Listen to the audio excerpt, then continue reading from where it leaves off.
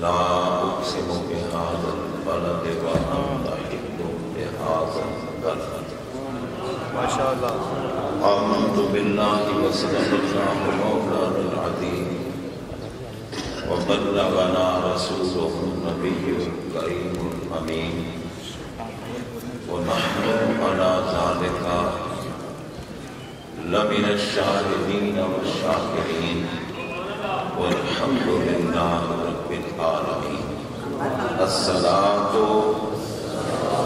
والسلام عليك يا سيدي يا رسول الله وعلى آلك وأصحابك يا سيدي يا حبيب الله. سارے احباب محبت سے پڑھیں الصلاۃ والسلام علیک یا سید المرسلین وعلی آلک واصحابک یا شفیع المذنبین. انتہائی عزت و ادب و عقیدت و احترام کے لائق سٹیج پر تمام تشریف فرما مشائخ اعظام،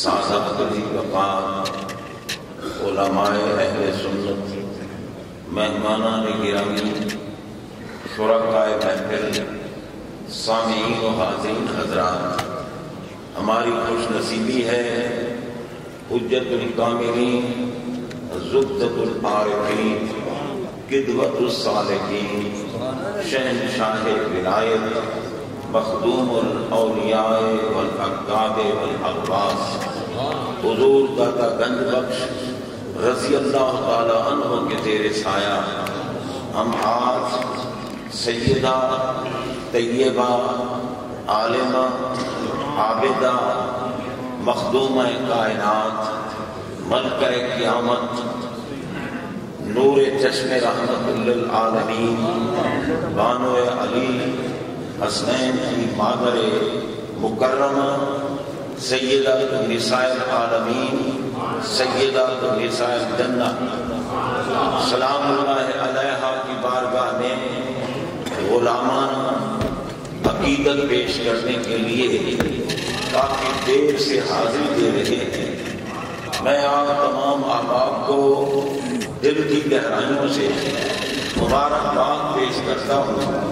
یہ سیدہ پاک کی عظمت کی دلیل ہے کہ جناب بندہ ہماری اس وقت اہل سنت و جماعت میں عظیم خطیب آسمانی کتابت کے منظر اطلاع اور میدان تکلم کے شاہسوار جامع المعقول والمنقول استاد العلماء حضرت قبلہ علامہ مفتی محمد اقبال چشتی صاحب دامت برکاتہم العالیہ کے خطاب کے بعد مجھ جیسے ایک بوڑھے کا اعلان کر کے جو تقریباً 4 گھنٹے سے حاضری دیتے دیتے انتہا درجے کا تھکا ہوا ہے، لیکن سیدہ پاک کی بارگاہ میں حاضری کے لیے کھڑا ہو گیا.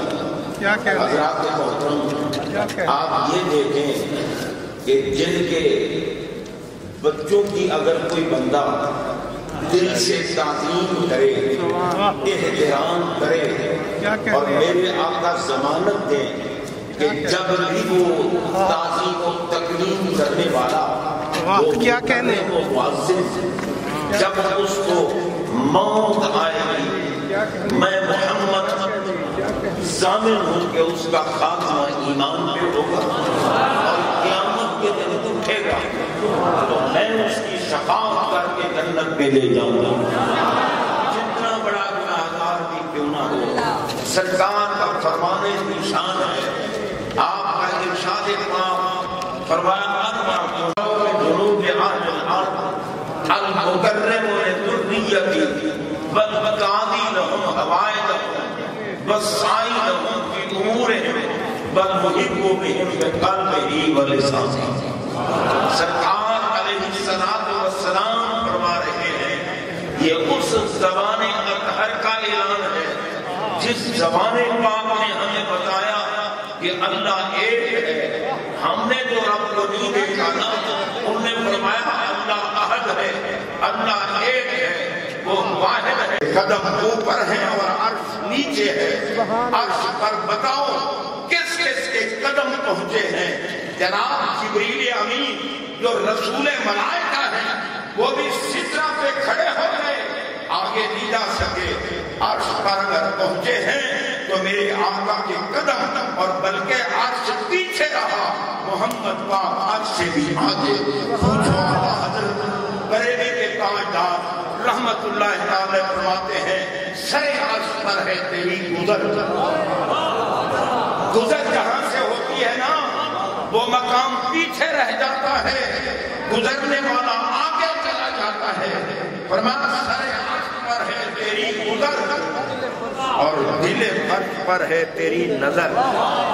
عرش آگے جا رہے ہیں اور تحت الثری سے نیچے تک میرے آقا کی نگاہ ہے. بتاؤ اس نگاہ پاک کا اندازہ کون لگا سکتا ہے؟ جس میں اطہر کے قدموں کے نیچے عرش ہے، اسی جس میں اطہر کے حصے کا نام سیدہ فاطمہ الزہرا ہے.